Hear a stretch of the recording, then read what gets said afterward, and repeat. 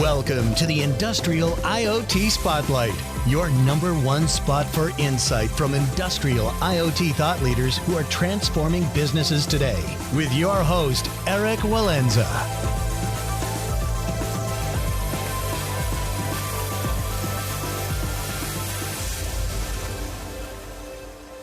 Welcome back to the Industrial IoT Spotlight podcast. I'm your host, Eric Walenza, CEO of IoT ONE, the consultancy that helps companies create value from data to achieve growth. Our guest today is Richard Lansdowne, Senior Director of Business Development at Semtech. Semtech's LoRa is a leading long-range, low-power wireless platform for Internet of Things devices. In this talk, we discussed a smart city initiative by the town of Cary, SAS and Semtech to improve community services and environmental monitoring for the town. We also explored the process of evaluating a use case and defining the right tech stack to balance cost, capability, and convenience. If you find these conversations valuable, please leave us a comment and a 5-star review. And if you'd like to share your company's story or recommend a speaker, please email us at team@iotone.com. Finally, if you have an IoT research, strategy, or training initiative that you'd like to discuss, you can email me directly at erik.walenza@iotone.com. Thank you. Rich, thank you so much for joining us today. Great to be here. So Rich, this is a little bit of a different format than we usually have. Usually we're doing a deep dive into a specific company, and obviously you are representing a company, but really here today you're representing project, this project that Semtech did together with SAS for the town of Cary. But before we get into the details of this smart city project, I'd really be interested in understanding a bit more of your background and your history at Semtech and your history with the technology in general. Can you just walk us through a few of the highlights and then share kind of how you got into this particular technology domain? Okay, sure. Yeah, I've been with Semtech for 25 years. Started out with a carrier grade synchronization business, which that business sort of matured out in the early 2010s. And so by around 2015, I moved into the LoRa group, which, we'd picked up the LoRa technology in 2012 and started to get involved with the teams that built the gateway reference designs. And a couple of years later, we came up with the idea of device to cloud. That's where we embed features and functions inside silicon that are managed, enabled, and controlled through cloud services, which led me to need to set up the cloud services business for Semtech. And around about a year ago, I moved away from that and into more of a business development strategic partnerships role, where as somewhat uniquely for Semtech, for a silicon company, we're trying to reach much deeper into the ecosystem to understand what's holding back solution providers from being more successful with LoRa technology, working with partners that go way beyond the silicon and really to have things actually make a real difference in the real life. Yeah, and actually I'm interested in your perspective on the technology life cycles here, because often I'm talking to people who are really firmly rooted in the application side.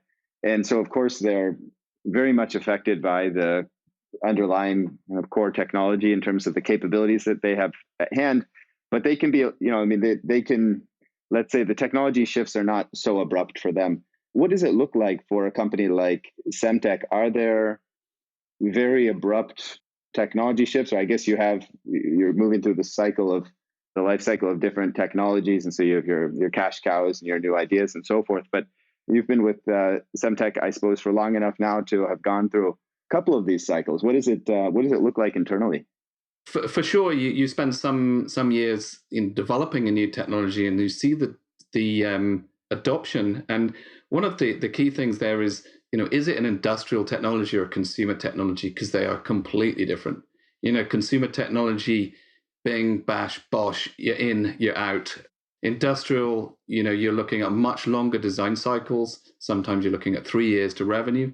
And then those products can last for 10 years, 12 years. So we certainly, within Semtech, get involved in both. And LoRa sort of bridges both as well. We see mostly this is an industrial kind of technology, but we're starting to see the burgeoning of some more consumer-oriented things out there with some of the LoRa technology. So for sure, we see both sides of that story. Maybe I can digress for a second. You mentioned talking to people who are really firmly rooted in applications, and that actually is something that I bring up in a lot of my webinars and stories, where I divide the IoT world into two types of people. There's what I call technologists, and then there's what we call the application innovators. The technologists typically live in a world where they use technology to answer a question, i.e., I can use this sensor to tell you how full, how empty, how long, how far, how loud. And whereas a solution, an application innovator says, I need lots of technologies to build a recipe that gives me a real solution. And that's some of the complexity of IoT that we're trying to solve here, is to bridge technologists and application innovators to really understand at the end of the day how multiple technologies go together in a recipe to make a solution for the application. Does that make sense? Yeah, it does. And I think this is going to be a great case study, this story of the town of Cary, because this is really a situation where you could look at it as an industrial use case to some extent, in that it is enterprise, or there is an entity that's driving the initiative. And on the other hand, you have people, you have children, you have grandparents, you have citizens who are going to be interacting with the application. So there's very much also a consumer or an individual component of this. So I suppose you're going to have to grapple with kind of the challenges on both sides of that. So this should be an interesting case study to walk through. Can you give us a little bit of a foundation of, before we get into the specific technologies and the look of the deployment, how did this conversation with the town of Cary arise? It's another interesting question because, as I mentioned, we're a silicon company. Silicon companies talk to people who put little black pieces of plastic down on PCBs and build them into modules or devices. Why would we end up talking to the town of Cary is a really good question. Essentially, as I mentioned, building IoT solutions is more complex than a lot of people bargain on, because they start off with this simple technology, which is the answer to a singular question. And actually, their application solution is rooted in a whole set of interdependent questions, which are answered by multiple technologies or multiple sensors. So in Cary, the company SAS is the world's leading data analytics company. And they're a good resident of the town of Cary and have been working with Cary for some time.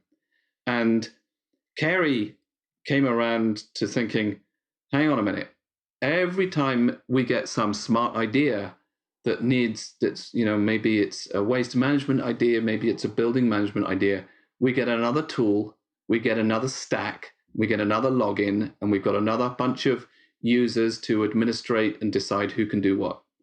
And they ended up with well over 200 siloed solutions. And they were finding this frustrating, and they talked to SAS about that and about how SAS could say, can we take some of the data that exists in different silos, bring them together to tell a story which is much more powerful than the sum of the parts? And SAS says, sure, we can. And they've been working with them for some time. This came about in, 2005, 2007, something like that. So at some point, 10 years down the line, they say, we really need to get more data to feed the analytical engines that SAS have to drive those the insights that Cary were looking for. So they say we need a much more sophisticated sensing platform. And then they came across LoRa WAN as a really interesting looking technology because of its ability to deploy sensors in the wild that live in the wild untouched for potentially 10 to 20 years. So they came to the conclusion over the next year or two that they definitely need LoRa WAN. But LoRa WAN is a large ecosystem. There's more than 500 companies. And every time they tried to find a sensing solution, they came across many questions. Why would I choose this one over this one?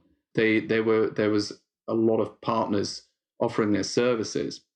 So they fell into what we've started to call the maze of complexity, which is I ask a question and I get too many answers, and it just blows my mind.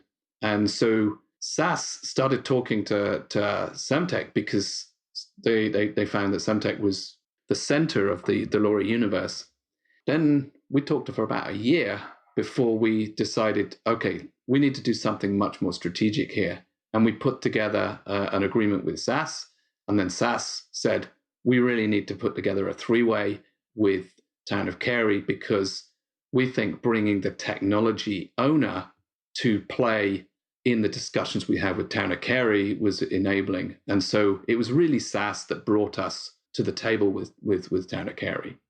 Yeah, and Cary seems like a perfect municipality to be working with, right? It's what, around a couple 100,000 people, so it's big enough to have a lot of complexity, but it's not too big to work with. So I guess there's a set number of stakeholders, and you're not working with kind of the politics of a New York City or something. And I suppose it's probably a pretty technically savvy city management team. I mean, it's right in the triangle, right? So there's a lot of tech talent there. Right. Yeah. They can leverage the whole of the the whole RTP area there's an awful lot of, in my words, the technologists out there, and Cary, as somewhat the owner of the application, they need someone to be this application innovator, to pull together all of the technologies together to make them a solution. So it's really interesting. And Cary also they're not afraid to take risks. They're not afraid to lead the pack, to somewhat live on the bleeding edge that a lot of us technologists have become very familiar with over decades of living on that bleeding edge. So Cary's not afraid. Who are we talking about in terms of the key stakeholders here? Because we always, we end up talking about Cary and SAS and Semtech, but the reality is that there's people that are doing this, and a lot of companies, it's hard for the right people to figure out how to talk to each other. You guys seem to have figured that out. Who are the key stakeholders or functions at the different partners? When SAS came to us, they were like, okay, analytics without data doesn't exist, and data without analytics has very little value compared with something that has the analytics. So they came to us saying, we just need help to feed the analytics machines with data. So can you help us build the sensing networks that make sense for us? And we were like, sure, we know an awful lot of folk in the ecosystem. We also have quite a good reach through our contacts, and we can ask questions of the ecosystem. There's a lot of subscribers to our email lists and things. So SAS simply wanted to stay in their swim lane and us to help them build sensing solutions. One of the key things that is not obvious is that Semtech's not in this relationship to sell these guys anything. We are in this relationship to bring all of the partners from the ecosystem to have conversations with them that make sense. So we're looking for something that does this. Here are the choices that really would be good for you. We should bring in company A, B, and C for them to talk to see who makes it for them. So it's really just leveraging us as a kind of a matchmaker, but without being a decision maker. They need to make their own decisions as to who finally gets involved.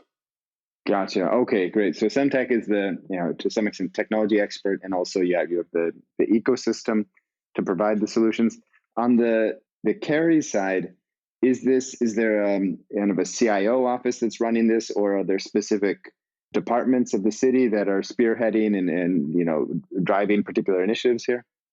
So it's led by CIO, and anyone who's worked on smart city projects, will tell you one of the biggest problems with selling kind of a whole big smart city concept is that you bridge too many departments. There's too many decision makers, and no one wants to take the final decision. You've got to really work top down, and so the CIO at Cary is very innovative, supportive, and driving of this this initiative. It wasn't our initiative; it was their initiative. It's coming from them, so we're not pushing them. We're helping them on their journey. But it's their journey. Yeah, clear. And in the newsletter, or not the newsletter, but the press release that I've read through, looks like there's a few areas that are being highlighted. So there's quality of life, which is kind of a fairly big bucket that touches a number of departments. And then there's let's say environmental impact and issues related to flooding and so forth. And then lastly, waste management. So would these be kind of the big clusters of use cases that you're dealing with, or how would you frame the priorities? For sure, that's the starting point. And as I mentioned, this is a journey. This is a journey they've already embarked on for some time. They've had a bunch of maybe not necessarily blind alleys, but maybe just roads that didn't all meet up. And so this journey starts with some of their biggest problems, and some of their biggest problems is stormwater. So that's definitely priority number one, is to instrument more of their bodies of water, more of the creeks, with more devices, so that SAS will create more of their hydrographical models, which give them a predictive element. So the name of the game here is to predict and respond to predictions rather than to events. So if you can get ahead of the game, then some events can be avoided, but every event can be better managed if you predict it. If you know that the parking lot in the shopping mall is going to flood in 2 hours, you can reduce A, the risk, and B, the financial impact considerably by knowing that. That's really the first biggest hit that we're looking to help with. And of course, anyone who's had their car fill up with water is going to tell you that's a good thing to do. Yeah, it's a pretty easy business case if you have some historical data to work with as well, right? The cost of flooding. So maybe we can use that to deep dive a bit. What does this then look like? You defining the architecture, defining the partners for this particular use case. So again, this comes back to SAS. So SAS have the technical architecture because SAS have this long-standing relationship with Cary, where they've built an architecture in Microsoft Azure for them, which makes sense as a repeatable architecture. So you can take it from flood and you can reapply the architecture to all of the other use cases. So there's multiple inputs that require to go into something like the flood prediction and prevention model. Some of those come from the internet. They come from the Azure Maps service. They come from rainfall detection. They'll come from river level and flow rate sensors. So essentially, they build that picture of what's already there, what's on the ground. They then look at other feeds, which is going to tell them what's potentially coming, and from that suggest in 2 hours, 4 hours, 6 hours, whatever it is, there's going to be problems in areas A, B, and C. So that architecture, that software architecture has been built and tested and is robust. And essentially, Semtech has come along to say, okay, they need a data feed from a bunch of sensors. They've already got data feeds from Azure Maps, from various other things, but the LoRa stuff can come from any different direction. And so we will help them build the story that makes sense for whatever the application is. And in most cases, you can deploy a whole town of Cary by, let's say, about 5 tower-mounted gateways. So for a very low cost, you can cover the whole entire town. Alternatively, you can deploy, a very low-cost gateway that's relatively close to where you want to use it. And those choices are all offered up, and they don't actually change the architecture of the system. They're just an implementation. So the architecture is set, and SAS has really been driving that. Yeah, and maybe we can take a bit of a deviation because we haven't actually talked much about LoRa yet. I think some of our listeners are going to be quite familiar with the protocol, some less so.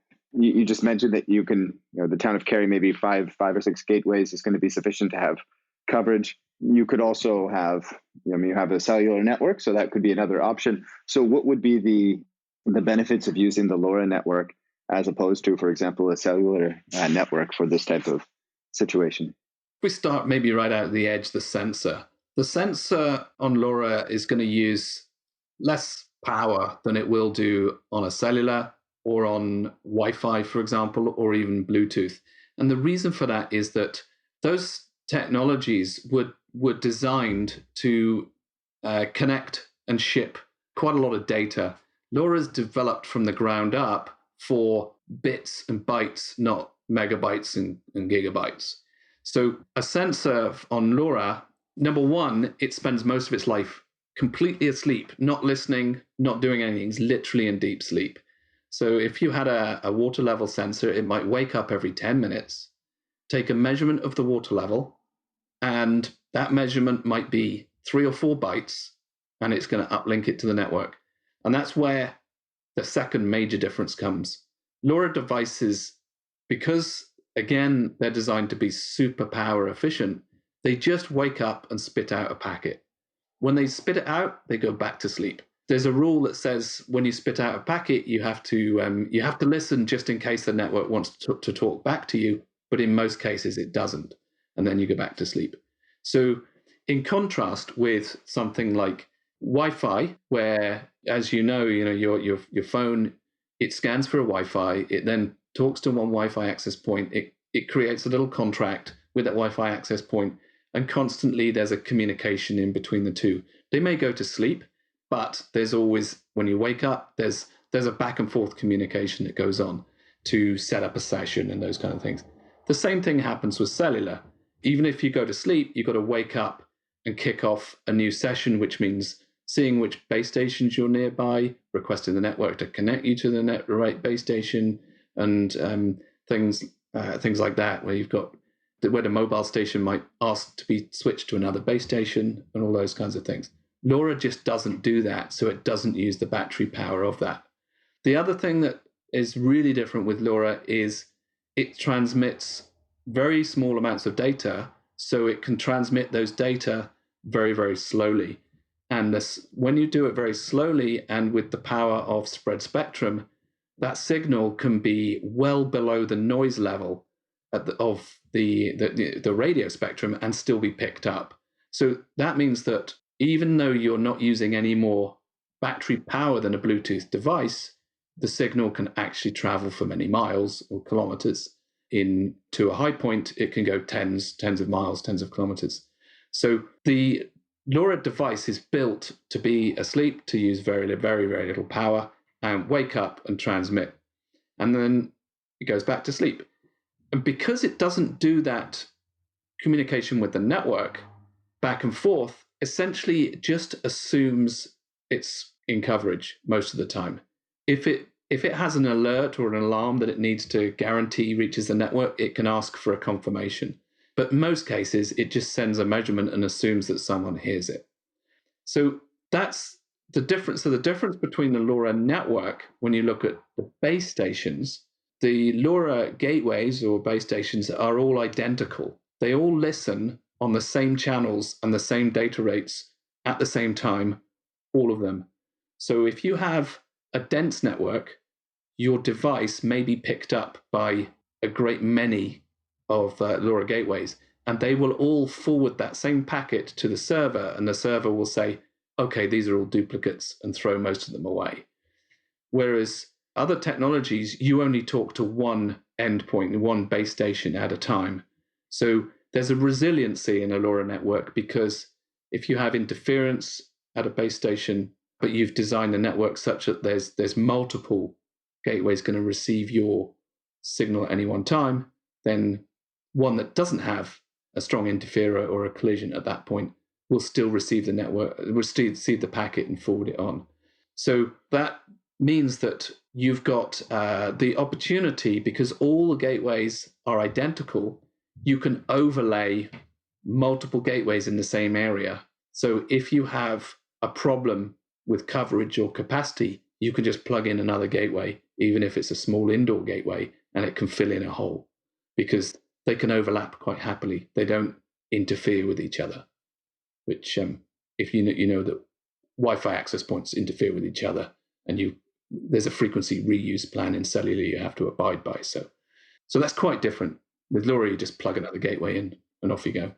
Yeah, and especially with this type of use case, I suppose the time when the infrastructure might be impacted is exactly at the time when you need it, right? So there's an earthquake, there's a hurricane, right? That's when you need the infrastructure to be operating. But yeah, something could be something could be down. So this redundancy is quite valuable here. If you've got short range communication, you may be using the infrastructure of the building to receive the sensors that are trying to protect that very building. And if you have a power outage in that building, your sensors go down.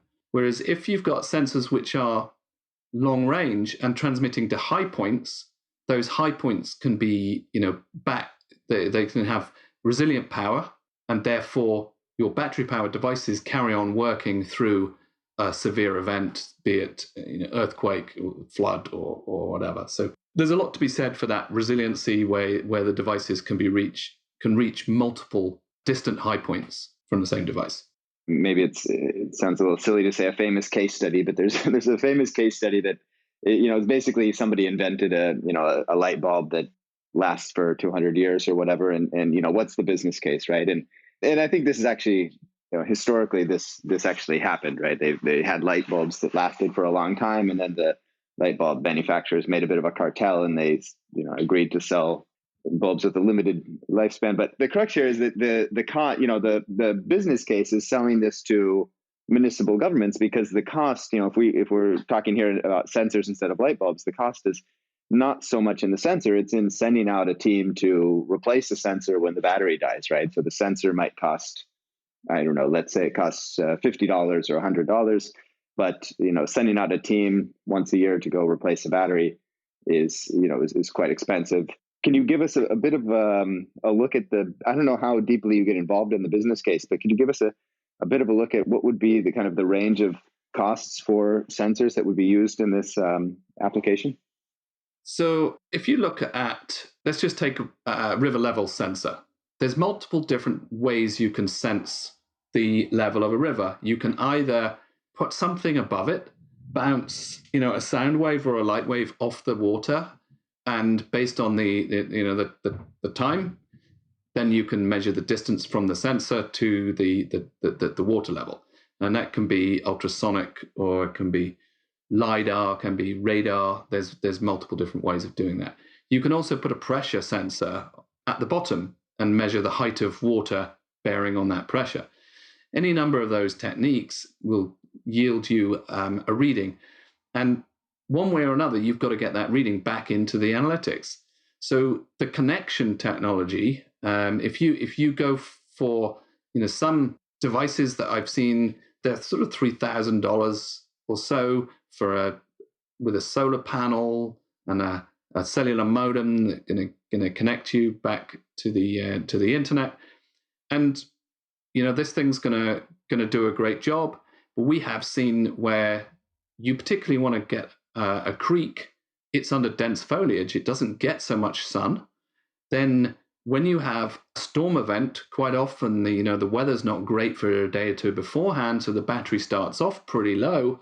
As the storm event approaches, the thing runs out of juice and goes offline. So the difference with LoRa devices typically is they are built with a battery, and that's it. The life of the battery is going to be at least X years, and depending on the device, and consequently it's simpler. So without a recharging mechanism and a rechargeable battery, if you go for just a standard primary lithium cell, you can build a device.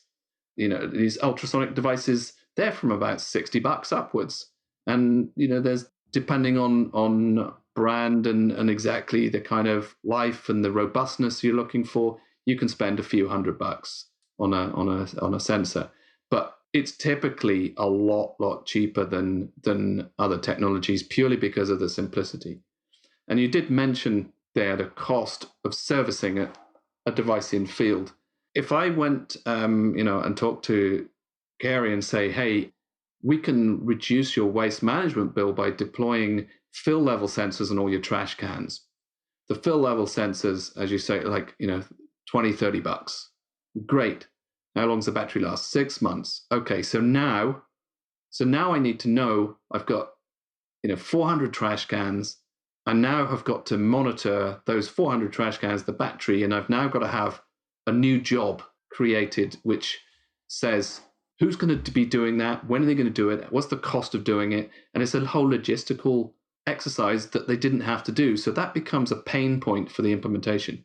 If, however, you say this is a trash can, and trash cans only live, I don't know how long they live, but let's say they last 6 years in field. And you say, this is a trash can with a 10-year battery life.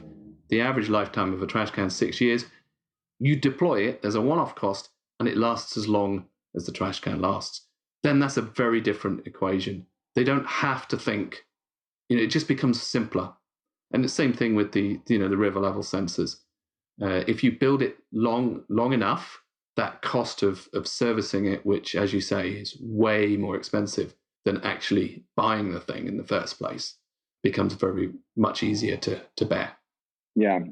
Often when I look at IoT use cases or technologies, I kind of divide them into two buckets, right? Of value. One are the, let's say, cutting edge in terms of analytics, and so then you're talking about digital twin and these things, and the other are cutting edge in terms of simplicity. And often the simplicity ones are the ones that have the most value, because you're basically taking a technology where 90% of the tech stack is more or less ready to go, but there's some element that is kind of preventing scale. You're fixing that element, and all of a sudden you have a solution that's just cost effective and often widely applicable. So these are great use cases. Maybe we can get into a few more. So we've focused so far on this, tracking storm events and water levels and so forth. What else is on the priority list for quality of life, for waste management? I guess we've already touched on waste management a bit, but what else would be on the roadmap here? There's a lot to do with, I guess, just basically saving money, so optimizing the waste management, etc., and that gives not only improves the finances, but also the street scene. And I mentioned fill levels of trash cans. There's plenty of data around the world that says if I know which trash cans are at what level, I can only empty the ones that are 80%. They never overflow, and I never empty one that's less than half full. So there's plenty of evidence to suggest that you can save 20 to 30% in your waste management just purely by not doing a programmed circuit every 2 hours, 10 hours, 2 days, whatever it is.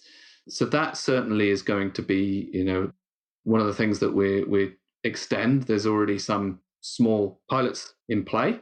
We're also looking at a lot of safety issues, lone workers and things like that. And one of the things that maybe I can give an example of where we've seen an incredibly fast ROI. This wasn't in Cary, but we're certainly going to leverage these kind of things in the buildings in Cary. Is we deployed a pilot in a large campus. There was about 8,000 people on campus, and we covered all of the campus. We decided to put 3 gateways up, although one gateway covered 98% of the campus. If you put 2 up, then it filled in any blank spots, and a third one for any power outage redundancy. So for 3, $2,000 gateways, we had coverage of the campus. Then we took a floor and we instrumented the washroom doors for just counters. They would count how many times the door was opened, which to a first approximation tells you how much use that washroom has had. And they found, to their surprise, after just a few days, that the ladies and the gents were getting a fraction of the usage of the disabled or handicapped one. They wondered why this was, and they found that there was no one in the department on that floor that would be classed as handicapped and was using that, and so everyone was just using the closest washroom. So they completely changed their cleaning schedule around that data, and immediately they knocked the cleaning bill down by 30%. And for the sake of 3, less than $100 sensors, they started saving that much money in a day. It was just crazy. Those kind of use cases we expect to roll across SAS. We're rolling a lot across SAS campus. We're rolling them across town of Cary. Then there's some very, very simple, I guess, low-hanging fruits. Then, of course, you've got the post-COVID world. Looking at indoor air quality is a key one as well. People counting, and while keeping privacy, of course, and indoor air quality. So some of those are going to be the big hitters too, which come under the sort of safety side of things rather than purely about saving money. Yeah, I think this whole class of use cases around counting, how many times some simple action takes. So how many, so for example, I was just over at Microsoft's AI lab on Tuesday, and they had a use case for PwC looking at counting, measuring usage of desks, right, in open spaces, and just understanding what's the cadence of use, right? When are we at 100% occupancy? When are we at 20% occupancy? It can help to improve service levels. It can help to, reduce cost and say, hey, we need to better utilize this space because it's not being used, or we need to add more desks. So these are very simple deployments, but they can really radically change how you operate. And I mean, that's one example, but you can imagine this basically anywhere where humans are using a space, and you just track, is the door opened? Is the space being occupied? Many different ways to do this. You mentioned desk occupancy, which is a great one for sort of going back to the whole kind of idea of the technologists and the application innovators. There is that. So what's actually your problem? If I look from my application innovator, he says, do I actually want to know what desks are used? Do I want to know where people prefer to sit? Do they prefer a noisier environment, a quieter environment? Do they want one that's nearer the coffee machine? Do I want to determine behaviors? Do I want to work out densities? And all of those are real deep application questions. And what do I want to use the data for? And then the technologist comes along and says, hey, this widget here is $30. Tear off the sticky thing and stick it under the desk, and it'll tell you if someone's sat at the desk or not. And so depending on when you roll back to what the question is and what you want the data for, that may or may not solve your problem. Another technologist will come along and say, hey, put one of these widgets on your ceiling tile. It costs 5 times as much, so this is going to cost you, $200. But this one's got a little camera in it, and the camera, because in the same technology that we've got used to on all of our cell phones, can tell, they put little markers around all the people in the image. The camera can tell people, and it can say, how many people are in a certain area. You can ring fence and geofence certain areas, and you can then start reporting how many people are gathering in social spaces, around a coffee machine, around a printer, how many people are used in meeting rooms, if there's standing people. So those kind of things that, where that's one of the things that I'm doing as Semtech, is trying to help our partners to understand really what's their problem, what are they looking to fulfill with the data before we bring the appropriate different partners in the ecosystem to talk to. Does that make sense? Yeah, makes complete sense. And I mean, I think the cases we've been discussing so far are all dealing with anonymous data, right? You're measuring people, but you don't know who the person is. You just know that there's a person here.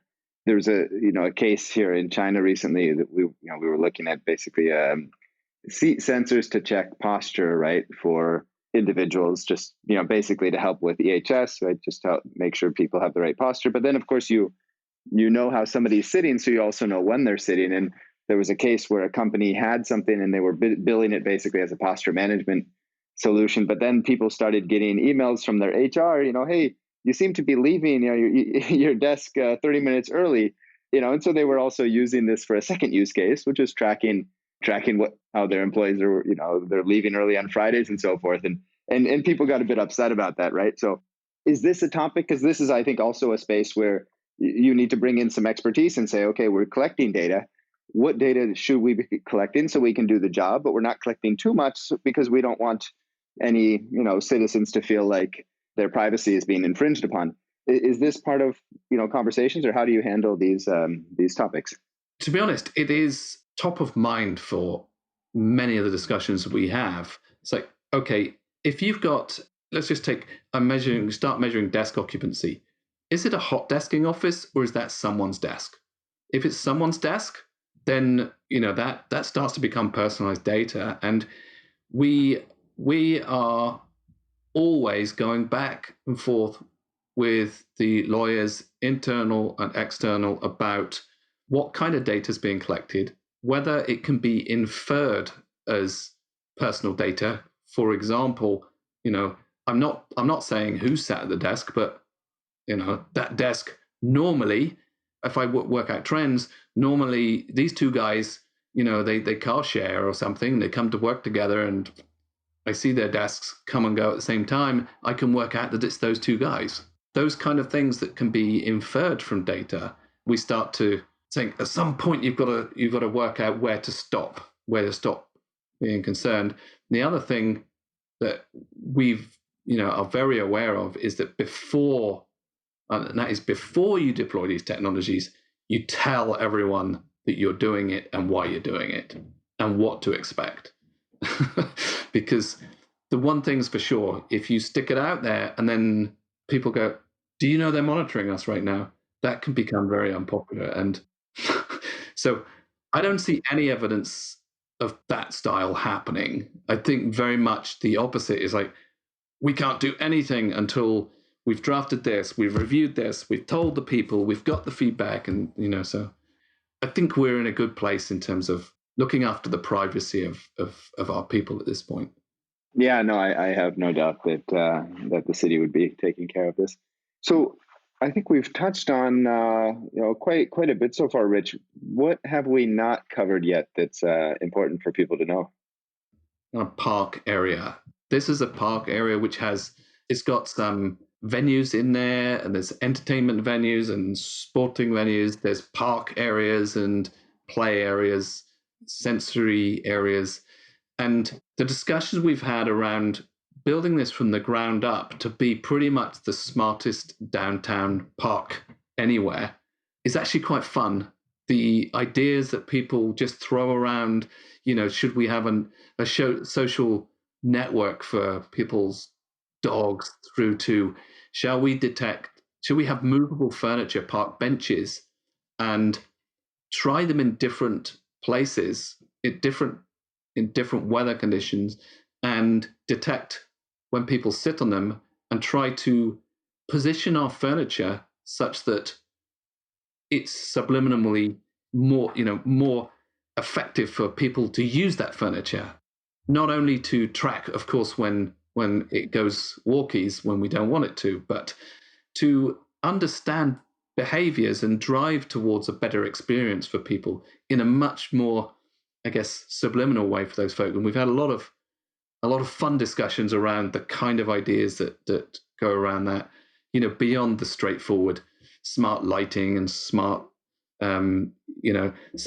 and all that kind of thing, through to detecting species of wildlife, birds, marine life, those kind of things that might see, are we encouraging the right butterflies and birds and all those kinds of things. So yeah, a lot of fun we have, actually, because they're very open, and it's kind of a green field. We can push things into it from the ground up, which is great. Yeah, that's a great thought experiment. I mean, we build a lot of these things to be static, right? And the reality is that the experience in a park in December should be quite different from August, right? You want furniture in different places. You have quite different requirements, and a lot of that, that understanding is hidden, right? So I can see how this would give you a lot of insight into how you could evolve the park. And of course we're working on all the energy management and just making sure you retrofit older HVAC systems with things which, if you just add control on the damper to knowing what the outdoor air temperature is, and if you're trying to cool because there's a lot of people in a room, but the outdoor air temperature is cooler than indoors, open the damper to the max and just suck in as much cool air from the outside as possible. And obviously the reverse, if it's cooler inside and you're trying to heat and it's hotter outside. So the power of being able to deploy battery-powered devices very, very easily means that retrofitting to the existing buildings is also a lot of fun in opening their minds to what's available.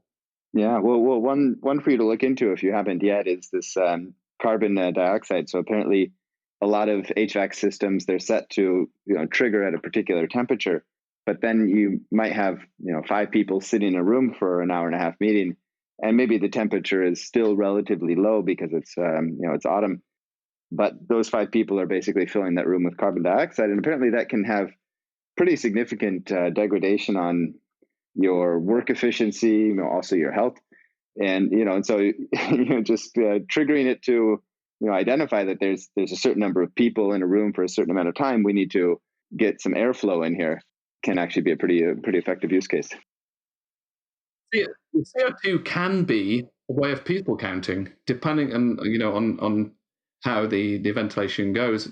But I mentioned the sort of post-COVID world, but I don't know if we're close to post-COVID yet, but the idea of using CO2 levels as a direct correlation to let's just call it viral risk is pretty well accepted, in that you can have a ton of people in a room, but if it's very well ventilated, the CO2 level doesn't rise too much. Therefore, but the same air that's carrying away the CO2 is carrying away the viral load.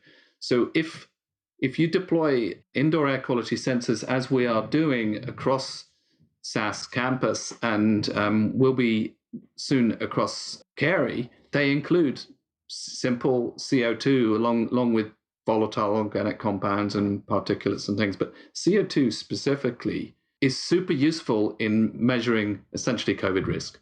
So if it rises significantly, as you say, we need to look at the ventilation. And we've got some very interesting devices now. They use e-ink displays.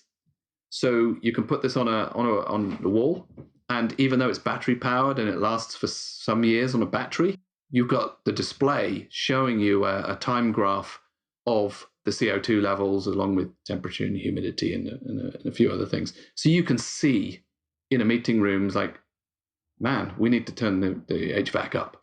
So even if it's just manual, you can do a lot just by putting a sensor on the wall, particularly the ones that got a display.